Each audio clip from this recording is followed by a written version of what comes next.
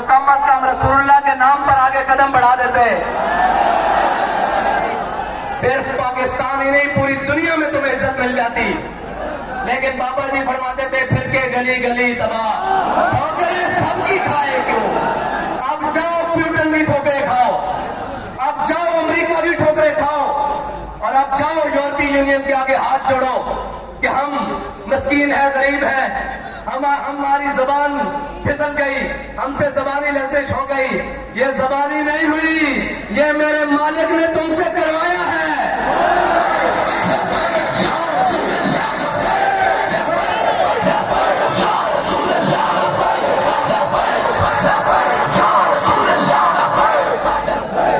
तुम बात करते हो, किस मुंह से बात करते हो कि मैंने इस्लामी फोबिया के लिए, इस्लामोफोबिया के लिए पूरी दुनिया में आवाज उठाई।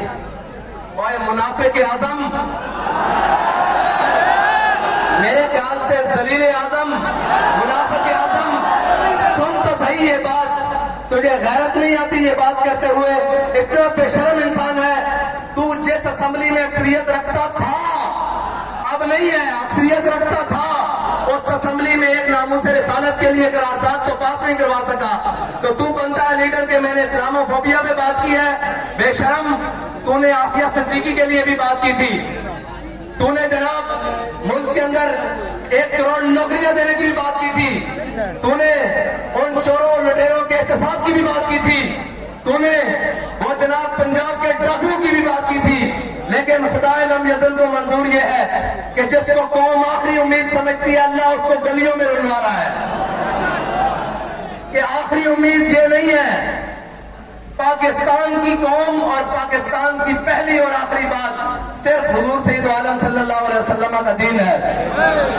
और वो निजाम है जो निजाम मेरे आका मौला सल्लल्लाहु अलैहि वसल्लम ने अपनी उम्मत को दिया है, जिसको समझते थे कि जी ये तब्दीली लाएगा। और वो क्या तब्दीली लाएगा? जिसके अपने घर वाले मशकूक हैं। कभी उनको कहता है बिक गए हो, और हमारे यहाँ ये लफ्ज निकल जाए ना कि इसने कोई हल्की बात की है, हम कहते हैं इसको पीछे कर दो, दिलेर बंदा आगे ले आओ। तुम कहते हो पहले 25 करोड़ लेके बिक गए हैं, फिर कहते हो वापस आ जाओ, कुछ नहीं कहूंगा। मैंने कहा ना ये वापस आएंगे, ना वो 25 करोड़ वापस करेंगे, ना ये तुम्हारे साथ चलेंगे, अब तुम्हें जाना होगा। और इंशाअल्लाह तुम जाओगे। लेकिन एक बात है कि मैदान तुम जाओगे जरूर, लेकिन मैदान उन चोरों के लिए खाली नहीं होगा जिन्होंने फ्रेंडली अपोजिशन की, नामूस रिसालत के मसले पर कौम का खून, आशिकाने रसूल का खून, गुलामाने मुस्तफा का खून सड़कों पर बहता रहा। और वो बेशर्म और बेगैरत बनकर असेंबलियों में जाकर एक आवाज न उठा सके। अगर वो बेशर्म बना हुआ था तो तुम्हारी जबानें चलती थी, तुम गिरफ्तार ले जाते। वो मजहबी लीडर, वो सियासी पंडित जिन्हें आज याद आ रहा है कि कौमी हुकूमत बनाओ, मैंने कहा तुम्हें कौमी हुकूमत नहीं, तुम्हें कौमी छितर देंगे।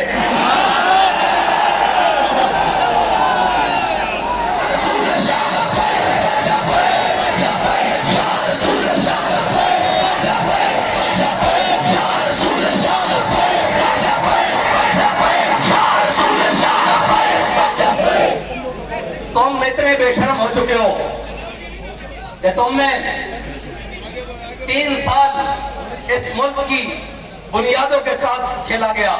इस मुल्क में FATF जैसे लाइन कानून कवानीन पास हुए इस असेंबली से, तुम्हारे जबड़े से जबान बाहर न आई। मैं सारी अपोजिशन से बात कर रहा हूं, इसलिए कि अंडर द टेबल और अपर द टेबल बातें करने और हैं, दफ्तर खुलवाने और हैं, कौम के लिए बात करना और है। इस्लामाबाद से लेकर कराची जाना और फिर खुद कांपते हुए वापस आना, ये और है।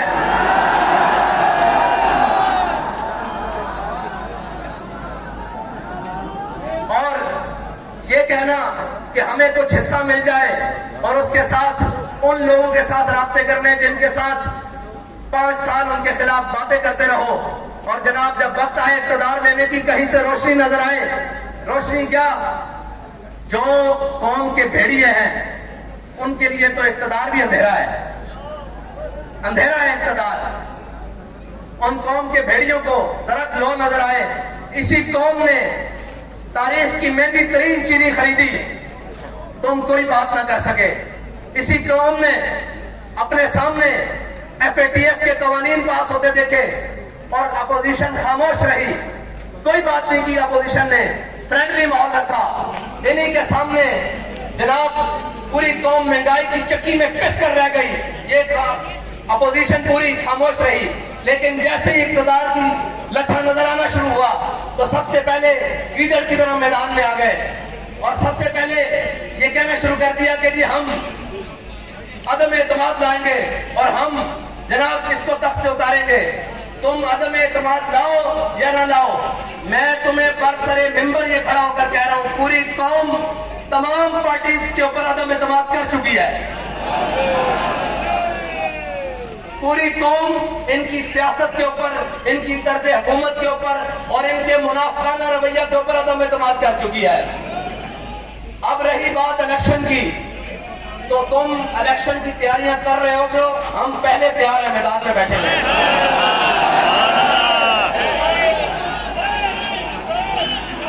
हमारे जवान भी तैयार हैं, बूढ़े भी तैयार हैं, खवातीन भी तैयार हैं, बच्चे भी तैयार हैं। एक मिनट, हमने ये तय कर लिया है कि कौम को किसी भी मसले में अब अकेला नहीं छोड़ना। वो महंगाई का मसला हो, वो सबसे पहले नामूसे रिसालत खत्म नबूवत का मसला हो, जाने देंगे, देनी पड़ी, खून देंगे, देना पड़ा खून देंगे, जनाब माल देना पड़ा देंगे, लेकिन कौम को इन बोसीदा नारों के सपोर्ट नहीं कर देंगे। ये आते हैं, नारे लगाते हैं, आजकल उनको भी बड़ा जनाब मजहबी फैक्टर याद आया हुआ है, दीनी बातें याद आई हुई हैं, आज के रसूल बड़ा हुआ है। मैंने कहा तू भी मुंह दिखाने के काबिल है कि तू हुजूर से, हमारे बाबा जी बता गए हैं इस बारगाह में 2 नंबरी नहीं चलती। अभी 12 अप्रैल नहीं आया, अभी पहला रोजा नहीं आया, तेरी टांगे आसमान की तरफ है।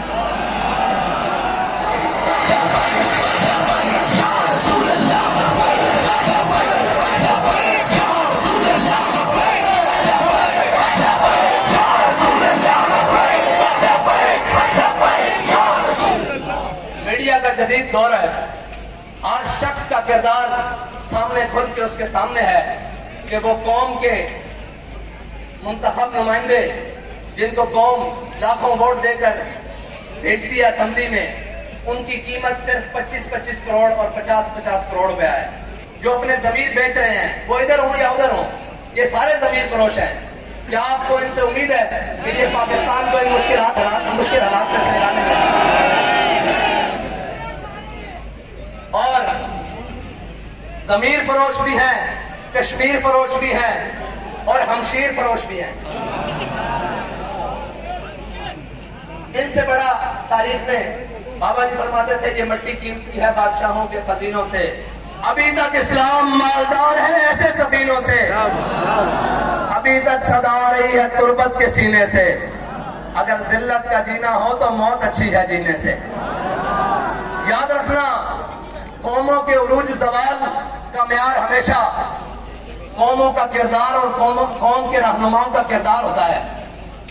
जो झूठ के सबसे बड़े, अगर पूरी दुनिया में मुकाबला कराया जाए तो पाकिस्तानी सियासतदान जो मौजूदा एक दूसरे के कपड़े उतार रहे हैं, अगर झूठ का मुकाबला कराया जाए तो ये सारे अव्वल नंबर पे आए, कोई भी एक पीछे ना हो। अगर करप्शन का मुकाबला कराया जाए तो ये सारे एक दूसरे के पीछे आए, अगर यू टर्न का मुकाबला कराया जाए तो सारे एक दूसरे के पीछे आए।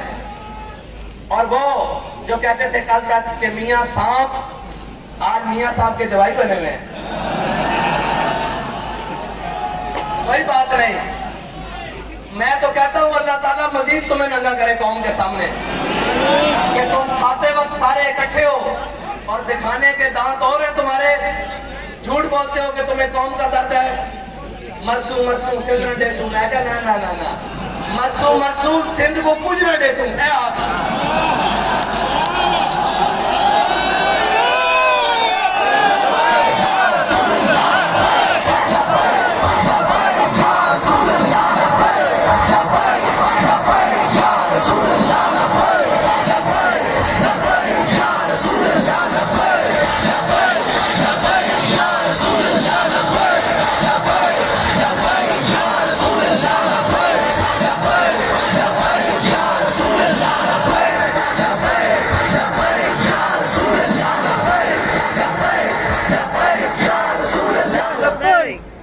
नहीं आती? कुछ गैरत नाम की चीज है? यहाँ से मार्च लेकर वहां जाते हो, 4 मरतबा सूबाई हुकूमत तो तुम्हारे पास है सिंध की। क्या किया तुमने? तुम तो कराची की पाइपलाइनों में सिर्फ साफ पानी नहीं दे सके, जो कोई इतनी बड़ी साइंस नहीं है, वो अलग बात है।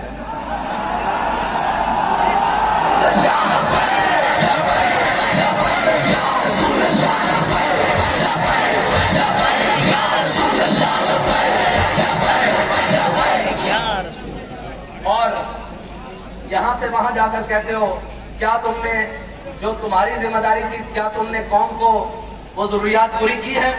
बारिश आ जाए तो कराची जैसे शहर जिसकी आबादी करीबन 3 करोड़ के लगभग है, जिसकी आज तक तुम बेईमानों ने मर्दमशुमारी सही नहीं होने दी, और सिंध, अंदरूने सिंध जहां साफ पानी पीने के लिए मुयसर नहीं, वो पाकिस्तान जिसमें तकरीबन 10 के करीब छोटे बड़े दरिया बहते हैं, और एक सूबा जिसके अंदर 5 दरिया बहते हैं, पूरे पाकिस्तान में दरियाओं की एक लाइन है। उस मुल्क के वासियों को अगर साफ पानी ना मिले तो क्या तुम्हें डूब मरने का मकाम नहीं हासिल? और तुम यहां से वहां मार्च लेकर जाते हो, महंगाई का रोना रोते हो। क्या तुमने सिंध में दूध की नहरें बहा दी हैं? क्या तुमने सिंध के वासियों को उनके जीने का हक दे दिया है? क्या कराची के मसाइल हल हो चुके हैं? सबसे बड़े लैंड माफिया तुम खुद हो, सबसे बड़े बक्काखोर तुम खुद हो, सबसे बड़े सिंध के कराची के डाकू तुम खुद हो। कि जितने डकैतों का सरगना हो, जितना उनका जनाब चलता है नजम, उस सब के सरबराह तुम खुद हो और तुम्हारा बाप है। और हमसे तवक्को करते हैं कि कहीं सीट एडजस्टमेंट हो जाएगी। मैंने कहा आपके लिए हमने सिर्फ एडजस्टमेंट रखी हुई है।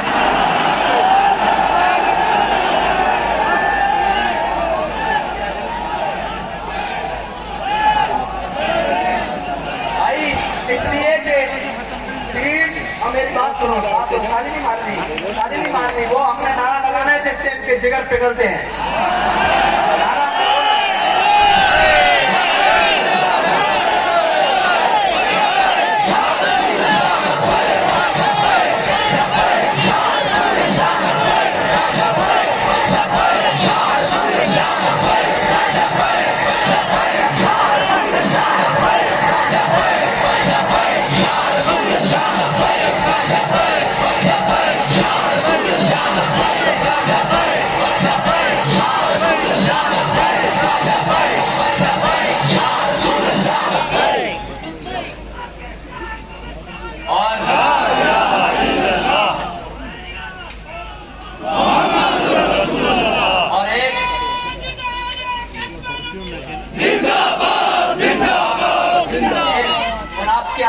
आजम साहब को आजकल अमर बिन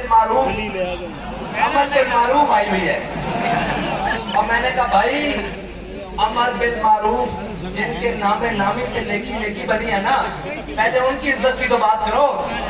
अमर बिन मारूफ तो बाद में है, पहले जिनकी वजह से हमें दीन मिला है, नेकी मिली है, राय हिदायत मिली है, पहले उनके नाम की तो बात करो।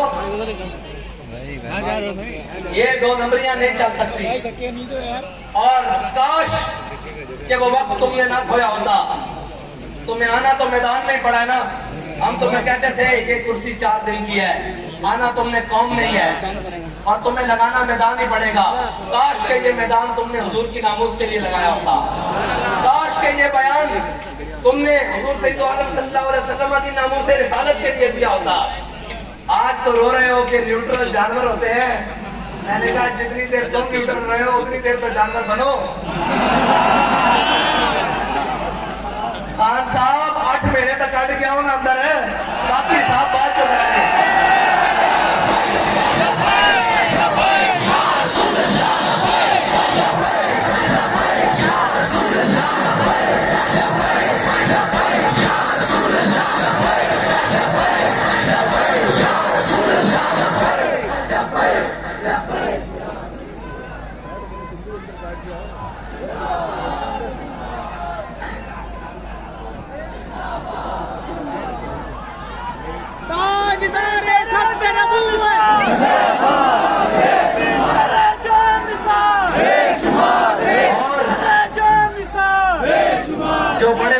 की हुकूमत लेकर आए और बड़े समझदार लोग लेकर आए कि ये मुल्क को संभालेंगे।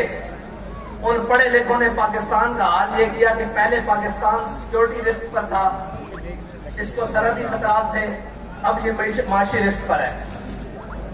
ये पढ़े लिखों ने हाल किया है इस पाकिस्तान का, और ये समझते हैं कि तहरीक लब्बैक वाले ऐसे उठकर आ गए हैं, इनको माशर का क्या पता हो। मैंने कहा हमें सारी बातों का पता है, सिर्फ वक्त की देर है, और वो वक्त भी दूर नहीं है इंशाअल्लाह।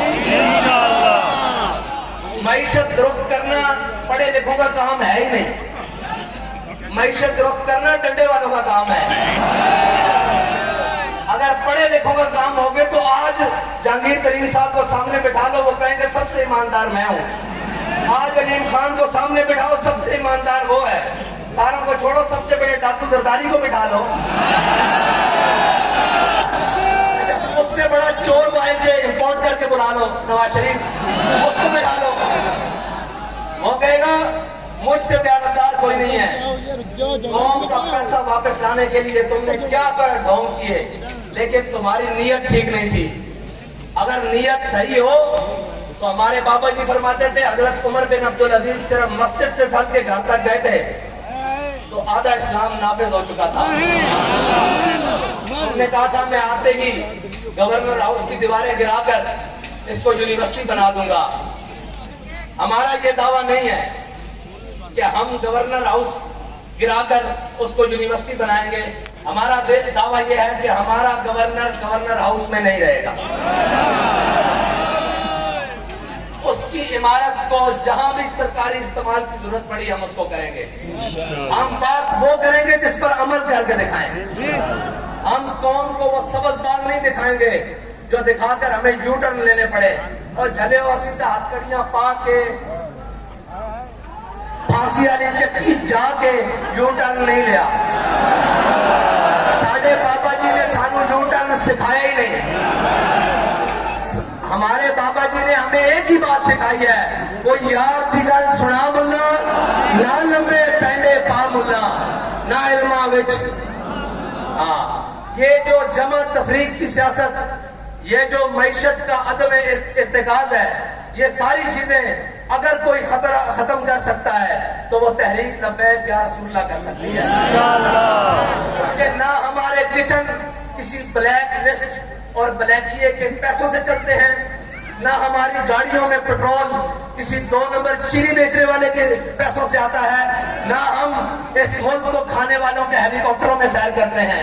हमें जहां जरूरत पड़ी हम पैदल चल पड़ते हैं, जहां जरूरत पड़े साइकिल पे बैठ जाते हैं, जहां जरूरत हो गाड़ियों पे बैठ जाते हैं, जहां जरूरत हुई जहाज पे भी बैठ जाएंगे, लेकिन कौम के लूटे हुए माल से नहीं।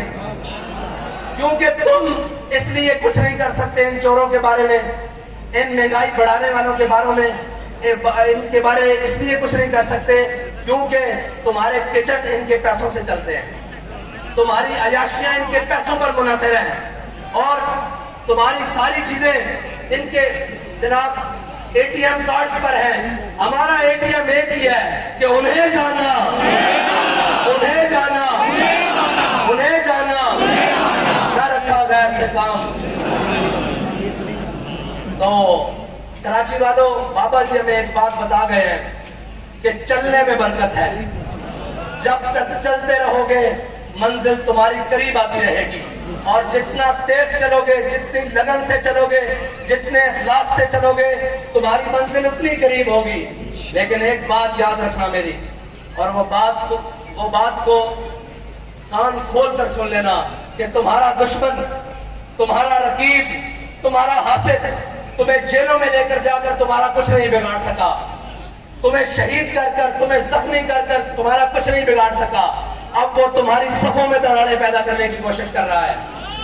अपने हाथ दूसरे भाई के हाथ में ऐसे थाम लो, उर्दू की क्या बात है यार, मैं अभी तुम्हारे साथ नीचे खड़ा हो जाता हूँ।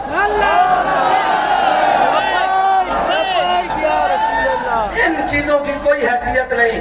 बाबा जी हमारी आंख में सोना और मिट्टी बराबर करके गए हैं। हम सबकी मंजिल वो है कि हमने हुजूर के दीन को तख्त पर लाना है, और उसके लिए हमने आपस में जो अपने भाई हैं उनके बाजू पकड़ के रखने हैं, और नहीं जाना इस तरफ। यार मैंने कोई ऊंची गल हो, मुझे कोई ऊंची बात हो भी गई है, मेरी शान में कोई गुस्ताखी हो भी गई है, तो क्या बात, तू ये तो देख कि जब तेरे नबी के बारे में गुस्ताखी हुई तो ये तो बंदा मैदान अमल में था या नहीं?